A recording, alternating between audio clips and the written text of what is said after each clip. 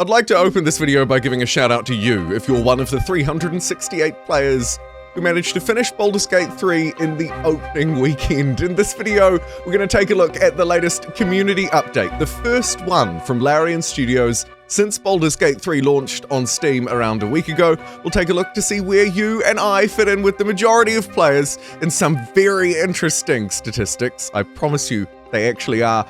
We'll also take a look at the latest hotfix for Baldur's Gate 3, one of 3 that they've released since launch, and reflect on the launch more broadly. So sit back and relax and get comfortable. Let's take a look at some of the most and least favorite preferred options by you, the player. Honestly, I have to say some of these are kind of funny. First and foremost, we're looking at race choices. You can see overwhelmingly that the half-elf, okay, and this is a very noteworthy exception, by the way, the half-elf, the human and the elf take out the top 3 slots. So maybe we tend to like humanoid players at around 250, 260, 270,000 decisions. Right down the bottom, you have the likes of the dwarves, the gnomes, and the halflings, which is why the half-elf is an interesting exception, although I note that it tends to be the shorter players at the bottom, with a few exceptions here or there. An interesting division of choices, absolutely.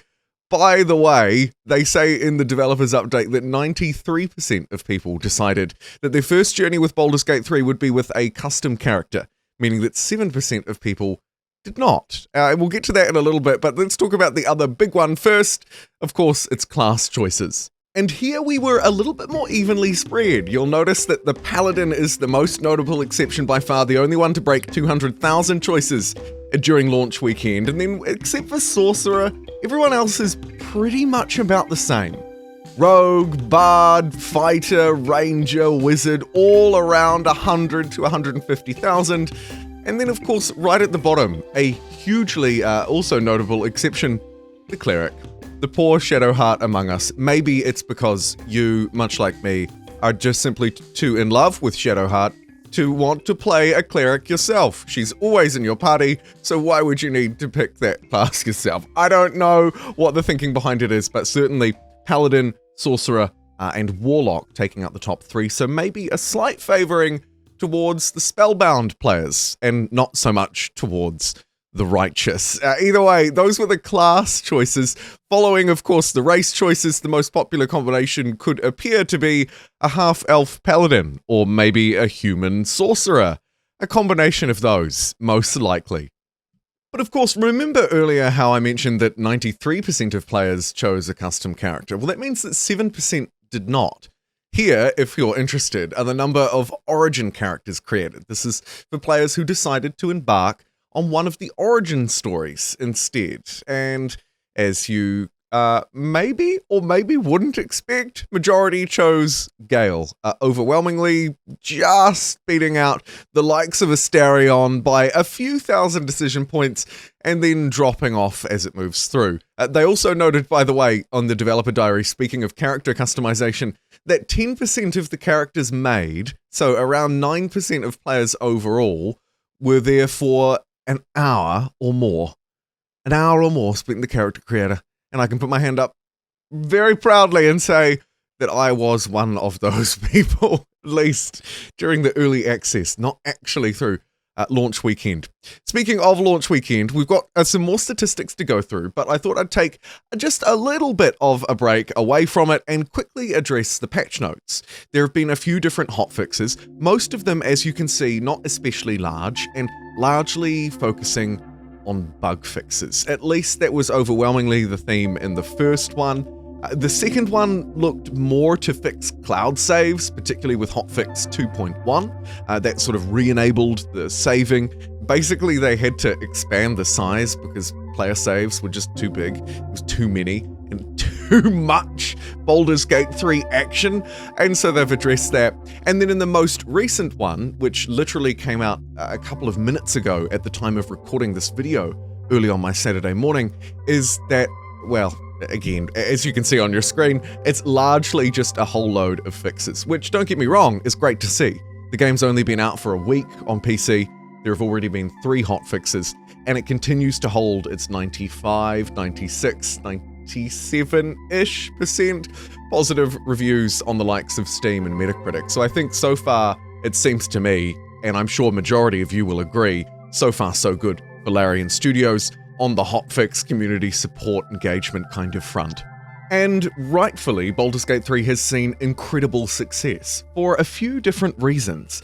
Firstly, it's important to note with over 1,225 years of playtime in BG3, it is clearly popular with the players. Of course, currently only out on PC, it peaked at over 800,000 players last weekend and has consistently held a peak of around 600 to 630,000 every day. So obviously, like me, like probably you watching this video, there are hundreds of thousands of other people out there enjoying Baldur's Gate 3 on PC. Because, of course, it's a brilliant RPG, it's got some great turn-based tactical combat, the storytelling is brilliant, etc., etc. But I think this one reviewer on Steam put it really well. One of the reasons why we can highlight the game's success is because it does things a bit differently. Perhaps a bit more old-school cool, for lack of a better term. There are no microtransactions, no in-game purchases, no further paywalls or game passes, no pre-order to exploit your bank account or OP content, I'm guessing, and no internet connection required to play. Basically, you get what you pay for, you get it all up front, and there's a heckload of stuff inside of that package.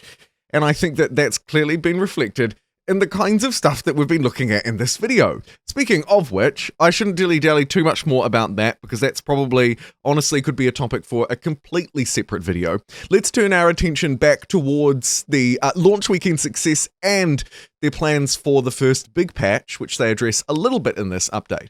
These ones are more about player decisions, not the ones you make setting up the game, but the choices that you make throughout, how we've played the game, essentially. In terms of diplomacy, we've veered towards the side of good, with about 2/3 of people choosing to save the Grove, and 1/3 choosing to assault it. You evil people, you. Scratch has been petted over 750,000 times, and players spoke to over 1.4 million corpses and over 2.4 million animals, which I think shows our priorities. And then, of course, another note on player time, over 1,225 years played so far, the equivalent of at least 10 million hours put into Baldur's Gate 3. And I'm sure that you and I have contributed, hopefully, our fair share to that. Although, honestly, not quite as much as I would have liked. Finally, to round out these fun player stats, before we talk a little bit more about the future of Baldur's Gate 3 developments and updates, 100,000 players have been rejected by Asterion, so keep trying. Maybe majority of players chose to romance Shadowheart instead, followed by Gale. Interesting. One NPC's been shoved into a chasm over 815,000 times, and 12% of players, speaking of Gale, his deaths were caused by friendly fire. And they mentioned Gale in that image because I'm sure that Gale's responsible for his fair share and probably more of that. I don't know if you're going to even like this video. It's genuinely hard for me to tell if I'm just weirdly enthusiastic about these statistics, or if you'll find them interesting too. If you've made it this far, thank you. But we do have one more important thing to address. So toward the end of the developer's diary, or the community update, whatever we're calling this thing, they go on to say, thank you so much. We really appreciate everything you've done. We're going to keep working hard to tackle bugs. It's been very humbling for us, gearing up for the PS5 launch, etc. And then crucially at the end, they say that they have a roadmap for hot fixes and patches. And thanks to us thoroughly reporting them and stellar work from the support team, they intend to, of course, continue working on this behind the scenes, but they will not publish the roadmaps publicly because they, quote, need the freedom to push and pull things around with the unforeseen happens without locking ourselves in, end quote.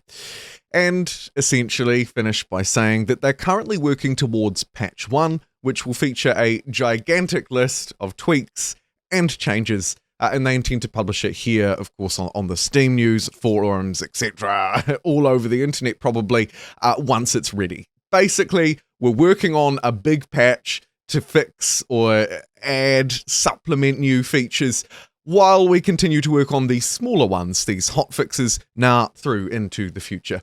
Thank you very much for joining me for this Baldur's Gate 3 news community update video. I'll see you next time.